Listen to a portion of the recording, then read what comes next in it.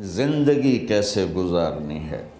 میرے نبی کی زندگی کا دوسرا رخ کہ بطور انسان زندگی کیسے گزارنی ہے، مرد عورت ہے، زندگی کیسے گزارنی ہے۔ پہلا رشتہ جو قائم ہوا دنیا میں وہ ہے خامد اور بیوی، حضرت آدم اور حوا کا نکاح ہوا۔ اللہ تعالیٰ نے عورت کو کمزور بنایا تو پہلے دن سے اس کو عزت اور احترام دیا تاکہ ساری زندگی اس کمزوری سے ناجائز فائدہ نہ اٹھایا جائے بلکہ اس کو عزت دی جائے۔ کہ آدم علیہ السلام کے لیے مٹی اکٹھی کی، پانی ڈالا، گوندھا اور ایک اسٹیچو بنایا اور ڈال دیا۔ جب وہ خشک ہوا اس میں روح ڈالی اور پھر وہ ننگے بدن تھے، پھر ان کو جنت کے کپڑے پہنائے اور جنت میں ڈال دیا۔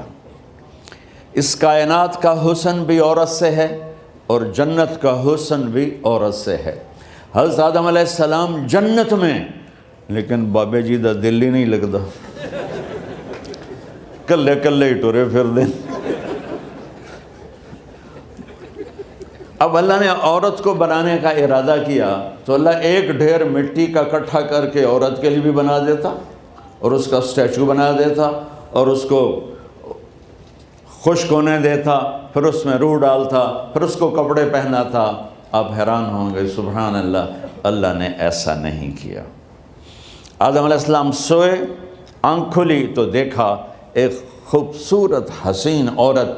یہ بات اکثر لوگوں کو معلوم ہوگی کہ یوسف علیہ السلام دنیا کے حسین ترین انسان تھے، اور یہ بات شاید کسی کو معلوم نہیں ہوگی کہ دنیا کی سب سے حسین خوبصورت عورت حضرت حوا ہے۔ حوا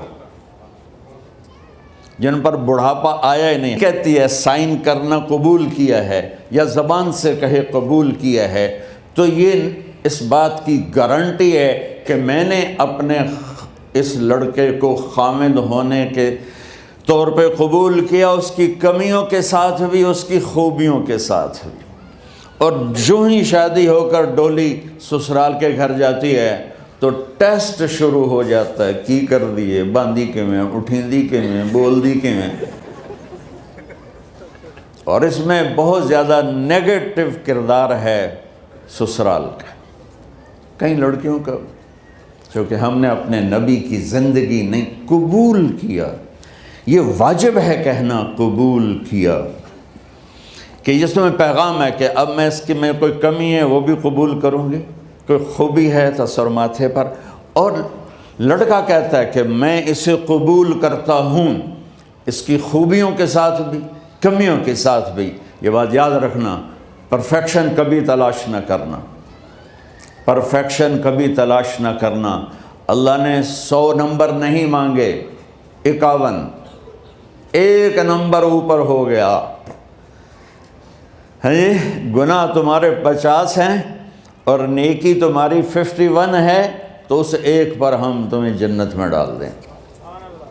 اب کوئی خامد اپنی بیوی میں پرفیکشن دیکھنا چاہے، بیوی اپنے خامد میں پرفیکشن دیکھنا چاہے، ساس سسر اپنی بہو میں، ساس سسر اپنے داماد میں، بھائی اپنے بھائی میں، ماں باپ اپنی اولاد میں، اولاد اپنے ماں باپ میں، جہاں یہ نظر ہوگی تو وہاں لڑائی ہوگی۔ کمیوں کے ساتھ قبول کرو۔ قبول کا لفظ اتنا واجب ہے، تو ڈر تو پھر بہ گئی تھی نا۔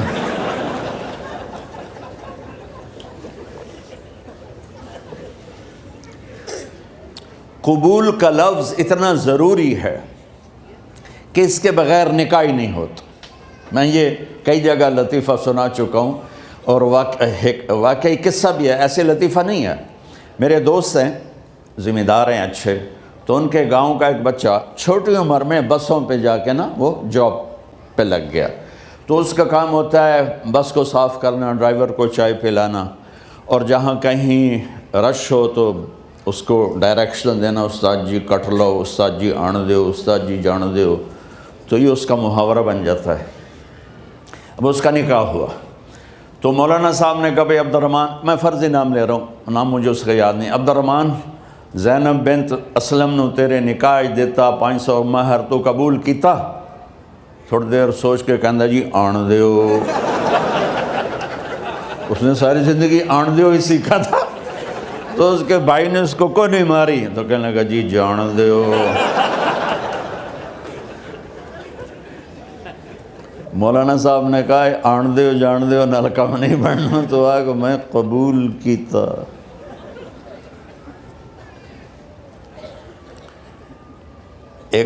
یہ بھی صحیح واقعہ سنا رہا ہوں۔ ایک نوجوان نے بیوی کو 3 طلاق دے دی کٹھی، اب ہو گیا پریشان، مولانا صاحب کے پاس گیا، کوئی میرے جیسا ہوگا۔ مولانا صاحب 3 طلاق دے بیٹھا، کوئی مسئلہ کا حرام؟ کہا جی کوئی رستہ حرام، کوئی گنجائش حرام۔ اس نے جیب سے موٹا سا لفافہ نکالا اور مولانا کے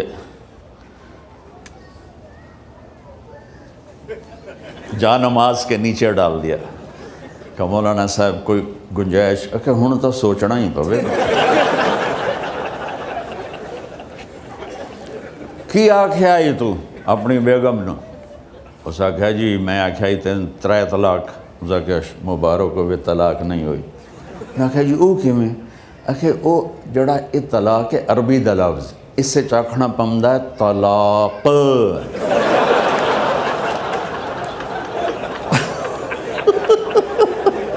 یہ آپ کو صحیح واقعہ سنا رہا ہوں۔ تو تم نے تو چھوٹے کاف کے ساتھ کہا ہے طلاق، او کاف تا کتے آلا ہے، موجاں کر ایک لفافہ ہو راوے تو چاہے ساری زندگی دا حلال کر دے۔ لفظ قبول اتنا ضروری ہے۔ تو میرے نبی نے 11 شادیاں کی، اللہ کی قسم شوق کی نہیں تھی۔ ما تزوجت وما زوجت الا بوحی من السماء نزل به جبریل۔ کہ لوگوں سن لو میری بات غور سے، مجھے عورت کی کوئی رغبت نہیں ہے، میں نے جہاں شادی کی، جہاں بیٹی کی شادی کی، پہلے اللہ نے آسمان سے جبریل بھیج کے حکم دیا، پھر میں نے قدم اٹھایا۔ تو پہلا رشتہ خاوند اور بیوی ہے جو اس کائنات میں جڑتا ہے۔ یہ دنیا کا سارے رشتوں میں نمبر 1 رشتہ ہے، سب سے خوبصورت رشتہ ہے، سب سے اہم رشتہ ہے، سب سے بڑا رشتہ ہے۔ والدین کے لیے چند آیات ہیں، اولاد کے لیے چند آیات ہیں، بہن بھائیوں کے لیے چند آیات ہیں، خاوند اور بیوی کے لیے سینکڑوں آیات ہیں، سینکڑوں۔ تو اگر آپ اپنے گھروں میں کامیابی دیکھنا چاہتے ہو، اپنے گھر کو ہاؤس کی بجائے ہوم دیکھنا چاہتے ہو، خوشی کا اگر آپ اسے گہوارہ بنانا چاہتے ہو، اللہ کی قسم ڈگریوں سے نہیں ہوگا، محبت سے ہوگا۔ میرے نبی سے پوچھا گیا یا رسول اللہ اسلام کا سب سے مضبوط عمل، نہیں میرے نبی نے سوال کیا، بولو بھائی اسلام کا سب سے مضبوط عمل کیا ہے؟ صحابہ نے کہا نماز۔ نہیں، سبحان اللہ، ابھی میں نماز کی کتنی اہمیت بتا چکا ہوں۔ انہوں نے عرض کیا جہاد، آپ نے فرمایا نہیں۔ تو صحابہ نے عرض کیا روزہ، آپ نے فرمایا نہیں۔ اللہ اکبر۔ کہ یا رسول اللہ حج، آپ نے فرمایا نہیں۔ تو سارے صحابہ حیران ہو گئے، یا رسول اللہ نماز، جہاد، روزہ، حج،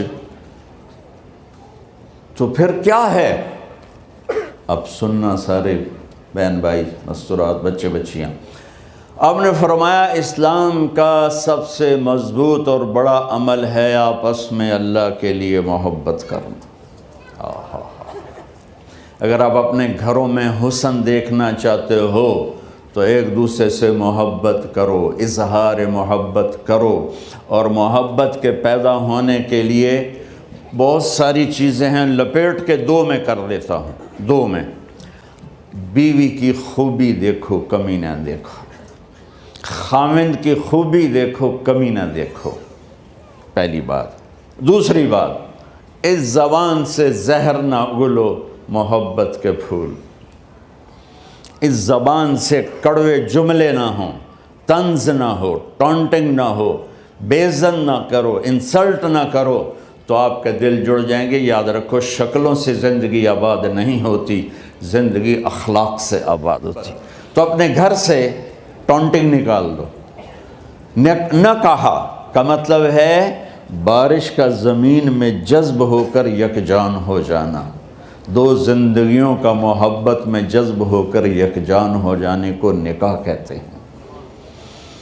نہ کہا آنکھوں میں نیند کا اتر کے سلا دینا، نہ کہا خامد اور بیوی کا ایسی محبت دینا کہ چین کی نیند آ جائے، نہ کہا اعتماد کرنا، بھروسہ کرنا، خامد بیوی پہ بھروسہ کرے، بیوی خامد پہ بھروسہ کرے۔ اے نوے لوک لوک کے فون چیک ہو رہے ہوئے، کال کتنے کی تھی، کال کتنے کی تھی۔ عزت دو، اعتماد کرو۔ چوتھا مطلب درخت کا چھاؤں بنا دینا، نہ کہا میاں اور بیوی، خامد اور بیوی کا محبت کی ایسی چھاؤں بنانا کہ اس کے نیچے اولاد کا پودا خوبصورتی سے پیدا ہو سکے۔ نہ کہا، صرف لفظ نکاح کے مطلب بتا رہا ہوں۔ نہ کہا مریض کو، کدھر ڈاکٹر بیٹھے ہیں، میرے سامنے بیٹھے ہیں، مریض کو دوا ایسی دینا کہ وہ شفا یاب ہو جائے، آپس کے ایسے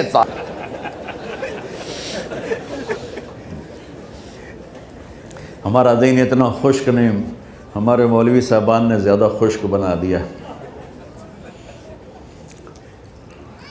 تو انہوں نے دونوں بچوں کو بلایا، سننا سارے فیملیز بیٹھے ہو جہاں میں فیملی کی زندگی کو فوکس کر کے نبی سے جوڑ کے بتا رہا ہوں، طارق جمیل کے تجربے نہیں بتا رہا۔ دونوں بچوں کو بلایا، بیٹا آپ کھانے کو نہیں کھا رہے، کہا جی ہم اپنے ممی اور بابا کے سامنے نہیں بتائیں گے۔ تو انہوں نے دونوں کو باہر بٹھا دیا، پھر پوچھا اب بتاؤ کیا مسئلہ ہے؟ ان کا سر ہم صبح جب ناشتہ کرتے ہیں تو ہمارے ممی ڈیڈی سو رہے ہوتے ہیں، ہماری ان سے ملاقات نہیں ہوتی۔ جب ہم اسکول سے واپس آتے ہیں تو ممی ڈیڈی اپنے میڈیکل کالج میں ہوتے ہیں، ہاسپٹل میں ہوتے ہیں، تو ہمیں ان کو دیکھنے کا موقع نہیں ملتا۔ شام کو جب ہم کھانا کھاتے ہیں تو یہ دونوں اپنے پرائیویٹ کلینک میں ہوتے ہیں، تو ہم ان کو دیکھ نہیں پاتے۔ پورا ہفتہ گزر جاتا ہے، ہمیں ماں باپ کی شکل نظر نہیں آتی۔ تو ہم نے اسٹرائک کی ہے کہ ایسے ماں باپ کی روٹی کیا کھانی جو اپنی شکل بھی نہ دکھا سکیں۔ تو اس لیے ہم نے کہا ہم نے بائیکاٹ کیا ہے، گھر میں نہیں کھانا ہے۔ تو ایسی لائف مت بناؤ۔ یہاں ایک بہت بڑا چکر شیطان دیتا ہے، بڑی گاڑی لے لو، $100 کی قسط تو ہے، اور بڑا گھر لے لو، $200 یا $100 کی قسط تو ہے، پھر میاں بھی کام کرے، بیوی بھی کام کرے، جو کہ بڑا گھر باقی رہے، تو خوشیاں تو مٹ گئیں۔ جو ڈبل جاب کرے گا، پھر ڈبل جاب کرتے ہیں، ڈبل جاب کرنے والا بیچارہ تھکا ہوا ذہن لے کے آتا ہے، وہ کیسے ٹائم دے گا اپنے بچوں کو خوشی کے ساتھ؟ جو ماں جاب کر کے آئے گی پھر کھانا پکائے گی، وہ جب اتنی تھک جائے گی تو اپنے بچوں کو کھلا ٹائم کیسے دے سکے گی؟ پوری کائنات کی ذمہ داری تھی میرے نبی کے سر پر، اور آپ اس کے باوجود روزانہ حسن حسین کے لیے وقت نکالتے تھے۔ اور انہوں کو آ کر کوئی لیکچر نہیں، دیکھو ماں باپ سے ایک بات کرتا ہوں، لیکچر تھوڑا دو، محبت زیادہ کرو۔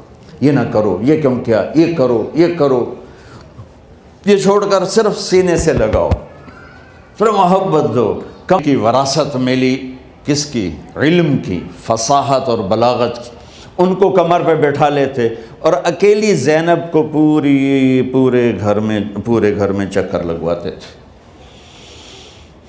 اور بھی دکھ ہیں زمانے میں محبت کے سوا، راحتیں اور بھی ہیں وصل کی راحت کے سوا، کیا صرف کمانا ہی کام ہے؟ ادھار کی زندگی سے بچو، خوش و خرم رہو۔ اس کو قسط دینی ہے، یہ قسط دینی ہے، یہ قسط دینی ہے، یہ دینی ہے، سر میں درد نہیں ہوگا تو اور کیا ہوگا؟ تو آپ اتنے بڑے عظیم ہو کر وقت نکال رہے ہیں۔ اور حضرت ابو ہریرہ فرماتے ہیں میری آنکھوں نے دیکھا، دیکھنا سارے، کہ آپ نے کبھی حسن کبھی حسین یہاں جیسے مائیں کرتی ہیں ادھر کھڑا کیا ہوا ہے اور جھولا جھولا رہے ہیں ایسے، اور ان کے دونوں ہاتھ پکڑ کر کہہ رہے ہیں آ جاؤ اوپر آ جاؤ، اوپر آ جاؤ، آگے پہاڑی ہے، اوپر آ جاؤ، آگے پہاڑی ہے۔ تو ایسے ایسے آتے اور اوپر آؤ، وہ یہاں آ جاتے، آگے آؤ، وہ یہاں آ جاتے، آگے آؤ، وہ یہاں آ جاتے، تو پھر آپ یوں ہو جاتے، آگے آؤ، تو چڑھتے چڑھتے یہاں آ جاتے، یہاں وہ یہاں آ جاتے، تو آپ ان کے ہاتھ فکس کر کے آگے بڑھ کر ان کے ہونٹوں کا بوسہ لیتے اور کہتے یا اللہ میں ان سے پیار کرتا ہوں، تو بھی ان سے پیار فرما۔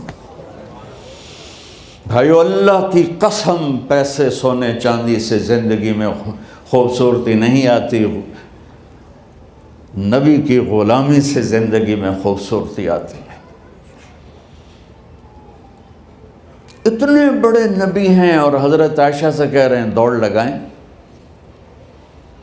یہاں کسی مولانا سے پوچھو اپنی بیوی سے کبھی کہا اس نے کہ دوڑ لگائیں؟ الٹا سوٹا لے آتے کھلو جاوے گا۔ عائشہ دوڑ لگائیں، اور واپسی کہاں سے ہو رہی ہے؟ دوڑ کہاں لگ رہی؟